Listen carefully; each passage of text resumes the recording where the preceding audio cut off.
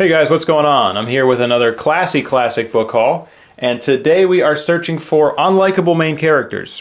My next review video is going to be featuring them. I have 2 books lined up, but I'm looking for the third. I'm hoping it's in this pile somewhere, and I'm hoping you guys can help me find it. So, let's start with The Grapes of Wrath by John Steinbeck. I know this isn't an unlikable main character. I think they're sharecroppers. I haven't read it. I've read Steinbeck before. I do enjoy his writing style. This is just a beautiful book. I found it at an estate sale. It's got nice deckled edge. It's the 50th anniversary edition from Viking, I believe it is. It's a beautiful book. Even as someone who doesn't particularly like hardcover books, got to admit.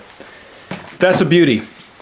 This one I found at the estate sale as well, Gone with the Wind by Margaret Mitchell. Haven't read it, haven't even watched the movie, so I don't know anything about it, but I don't think it's an unlikable main character. The problem with these is that they're too big. I'm trying to figure out how to incorporate bigger books into a reading challenge, because I'm not about to pull out this massive tome of Grimm's fairy tales when I'm just barely making pace with a book a week. This one's a beautiful one as well. It's one of those Barnes & Noble leather-bound books that always sell pretty well. They seem pretty collectible. This one's from like '92 or something, I think. It's got a dangly. Love the danglies. War and Peace by Leo Tolstoy, speaking of tomes. And this is one I really want to read, but again, I'm not going to pick this up when I could read 3 books in the same time. And I know that's a problem, so I'm trying to figure out the best way to solve that. Some amendment to the reading challenge that allows for bigger books. Like maybe split it up by month and every other month is a big book reading month. I don't know, that seems like cheating. But if you guys got any suggestions, let me know. Great Gatsby, F. Scott Fitzgerald. This was from that estate sale as well. You could tell they had a very decadent taste of books. At some point it was sold for $27.95. I know that's not the reality today though. Another John Steinbeck, East of Eden. I see this edition all the time. I think I've sold it twice now. This will be the 3rd one. It's nice. It feels good. It's got deckled edges. And it has this design where it looks like it's stained. So a couple of times people have messaged me saying, you know, is that a stain on there? No, that's the design. It is made to look stained or aged. Like someone spilled coffee on it.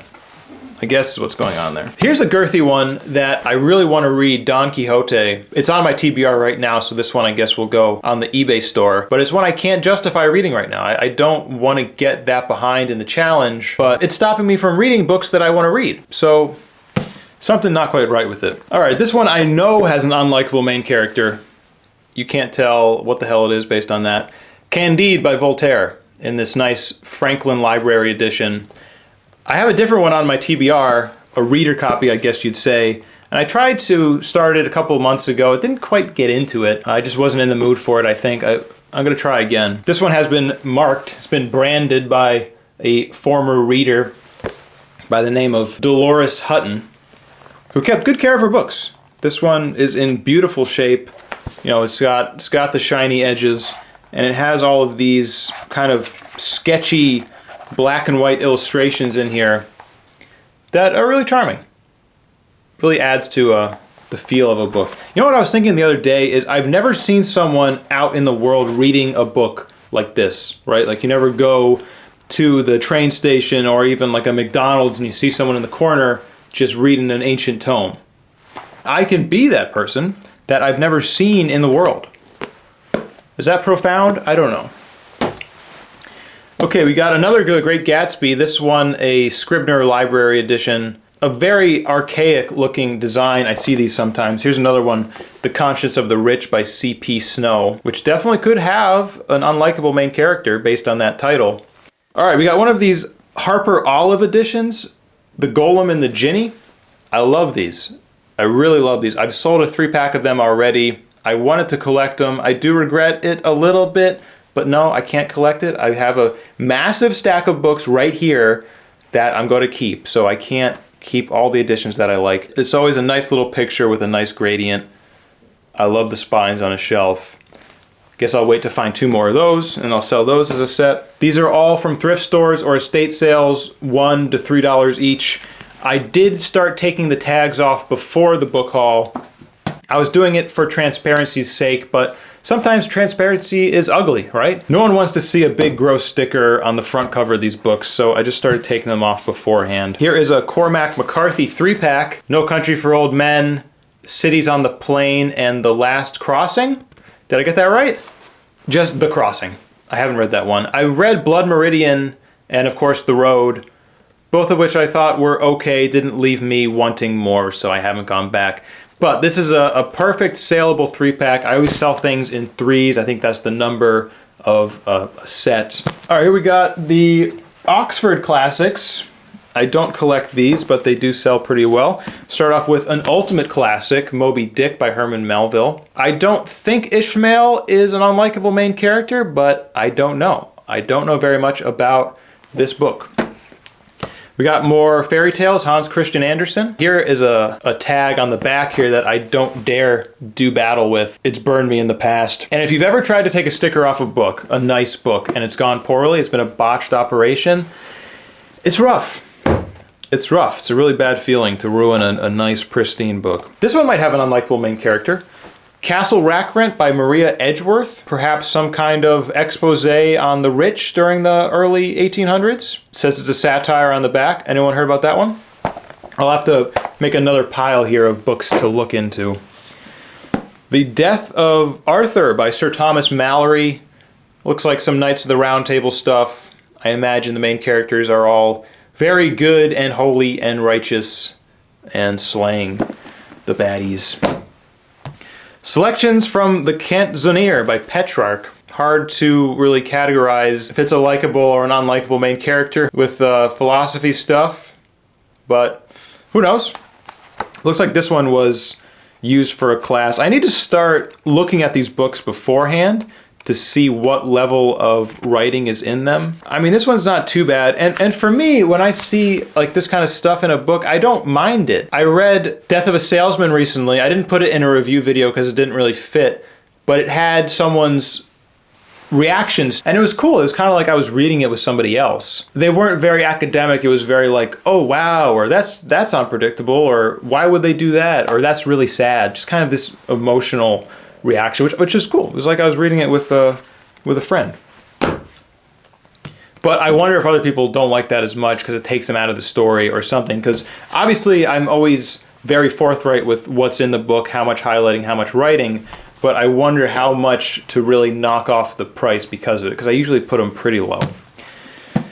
All right, we got The Mysteries of Udolpho by Anne Radcliffe. Never heard of that one. It claims to be a profound and fascinating challenge to modern readers. Confirm or deny? I wonder. Anyone? And here's one with the old design, Edgar Allan Poe, the narrative of Arthur Gordon Pym. Something I've never heard of. But perhaps Edgar Allan Poe could be a goldmine for unlikable main characters. I'm not sure. Oh, here's a beautiful book. Notes from Underground by Dostoevsky. Whenever I see a brand new book in the thrift store for $1, whatever it is, I can't help but pick it up. Oh, another beautiful one. Same thing, brand new on the shelf. New Hampshire by Robert Frost. A book of poetry, and I might actually read this. I don't read poetry. I've never liked it, but it's been a while since I've tried. So I think it's time to try again. And this is a beautiful brand new book I found at the thrift store. That sounds nice. Let me put this in another pile.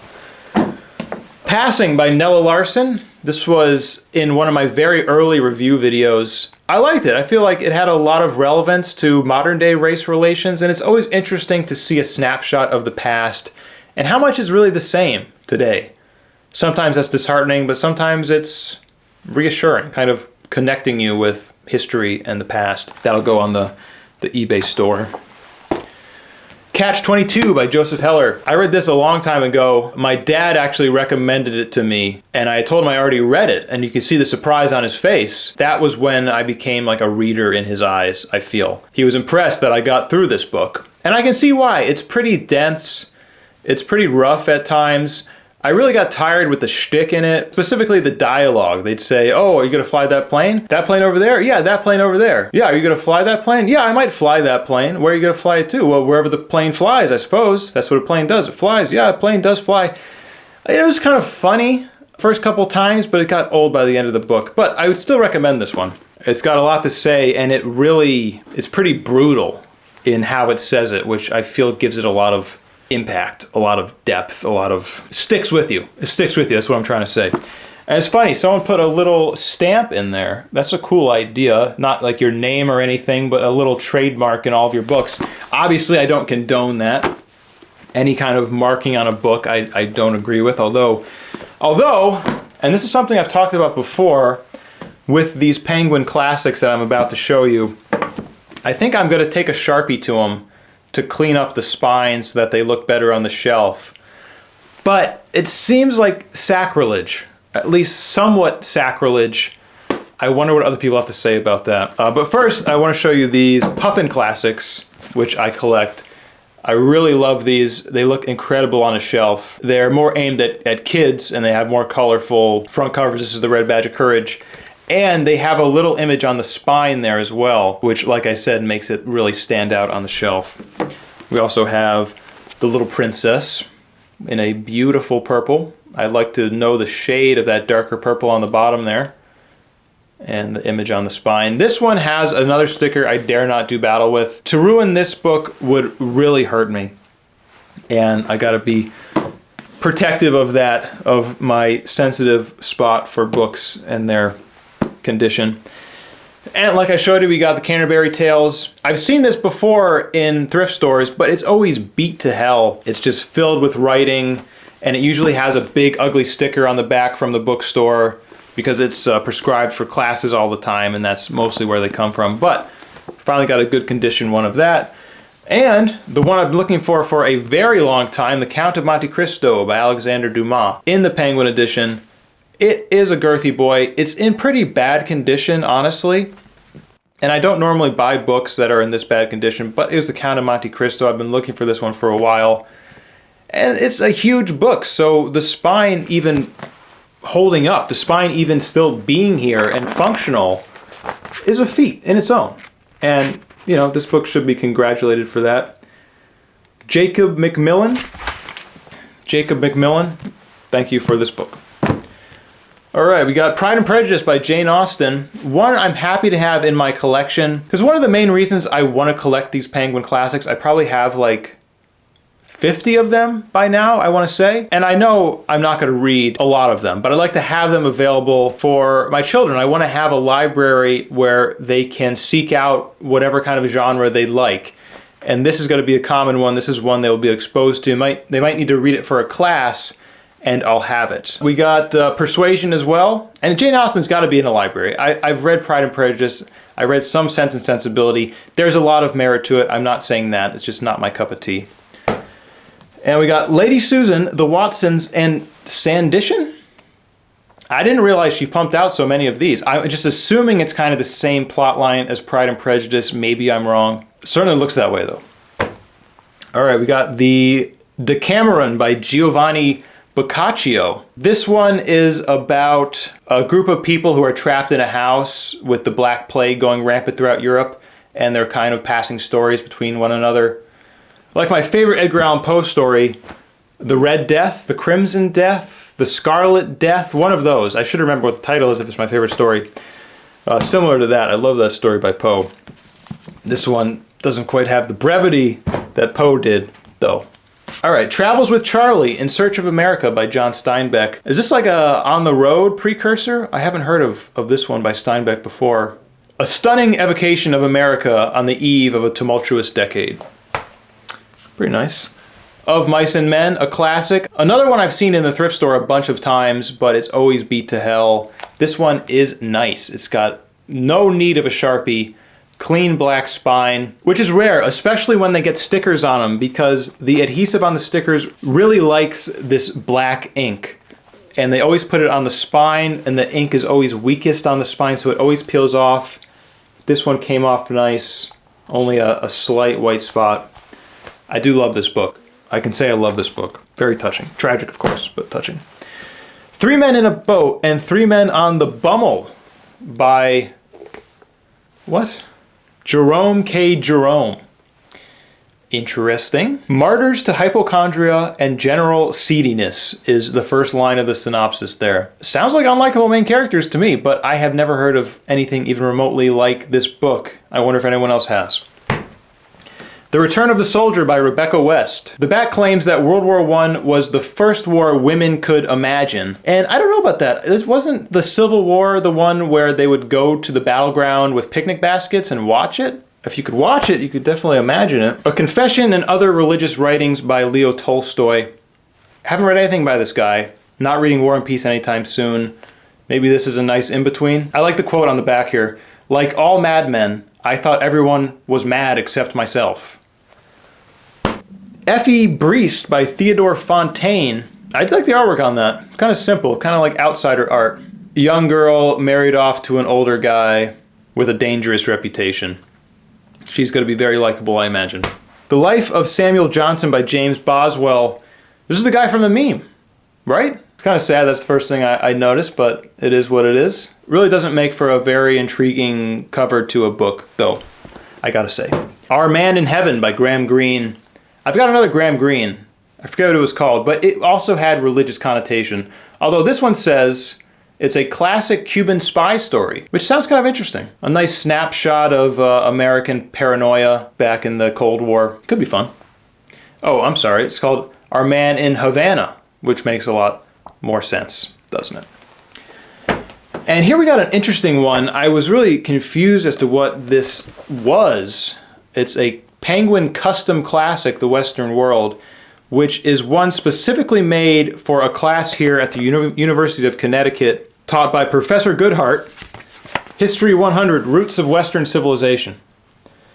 So the professor contacts Penguin and they print him a book of all of the assigned readings, and they charge the poor suckers $40 for it, which is absurd. As well as put this sticker on, which is another one I dare not do battle with. But also, this book is kind of worthless, and furthermore, it's not even the same formatting. Got Gulliver's Travels by Jonathan Swift, the Modern Library edition. Tag was left on this one. I'm going to have to talk to my quality control department about that one. Beautiful little hardcover. I have a soft spot for small hardcovers, I've realized since doing these book hauls. They're just cute. It's nice, readable, very readable. That's the number one thing for a book. Someone talked about in my comments how hardcover books are better for collecting. So if I want a collection, I need to have hardcover books. But I always want books to be readable more than collectible. Like no matter what happens, in my eyes, a book needs to be readable before collectible. I have gone back and forth a few times with that, but that's my rule I want to stick to. All right, we got Walden, an old edition of Walden. I always buy these, which is kind of unfounded because I didn't actually get through this book. I didn't actually like it, but I like the idea of it. Is that fair? Does that make me a poser? A little bit. A little bit, I'm sure. Plus, we got all of Thoreau's writings, or at least some of Thoreau's writings in one of these big, thick, heavy boys. I really don't like reading these. I think I read a lot of H.P. Lovecraft in that black completed works edition where the pages are like thin paper and the writing is super small. All right, we got Atlas Shrugged and The Fountainhead, which I have heard only bad things about. Hopefully they're not unlikable main characters, but this looked like a really nice set, looked very saleable. I'm not going to wait for the third. I don't know if there is a third because these are pretty old. We got a postcard in here. Nice little image of coffee cup and a spoon that looks like a face. It's empty. Usable. My wife always likes those. I'll give those to her. All right, we got The Master and Margarita by Bulgakov, a book I read last year, and I did not like it. A lot of people love this book. I thought it was super convoluted. I'm sure it was saying a lot of deep things about the USSR and communism, but they were going over my head. I did get through it though, kind of brute forced it. Very saleable. People like this book. I think it's fairly rare. And this is the one I read. This cover is awesome. I really like that. And we got another one by Bulgakov, The White Guard, which I imagine is similarly valuable. First time I've encountered it. beautiful condition, brand new, and Borders tag. So that increases the value, of course.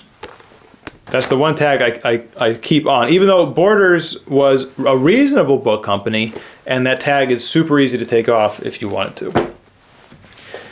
An author I want to read something of, I'm hoping this has an unlikable main character, Truman Capote in Cold Blood. One of those like reading rites of passage. You got to read Truman Capote, you got to read John Steinbeck, you got to read Tolstoy, you got to read Charles Dickens. Of course you don't have to, but it's nice to have a reference point for these authors that you hear so often.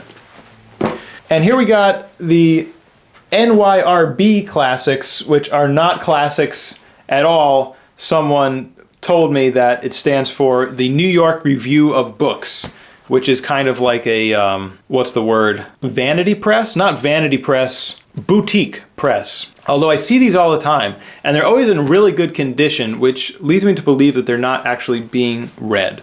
But they look really nice. I like the color scheme. I like how they look on a shelf. We got The Expendable Man by Dorothy B. Hughes. Hughes is apparently the master we keep returning to. Could be something good there. We got The Singapore Grip by J.G. Farrell. I do love how these look, but I haven't read a single page of them. We got A High Wind in Jamaica by Richard Hughes. This art particularly appeals to me, and more so is the shade of purple on the back there. Beautiful shade. Very similar to the other one that I had. Stoner by John Williams. I was looking at this one. I haven't read anything about it. I haven't even read the back, but it seems like a likely culprit to have an unlikable main character just based on this guy here and, you know, the connotation of the word stoner. And we have another claim of a perfect novel on the back here. We got a perfect novel right there.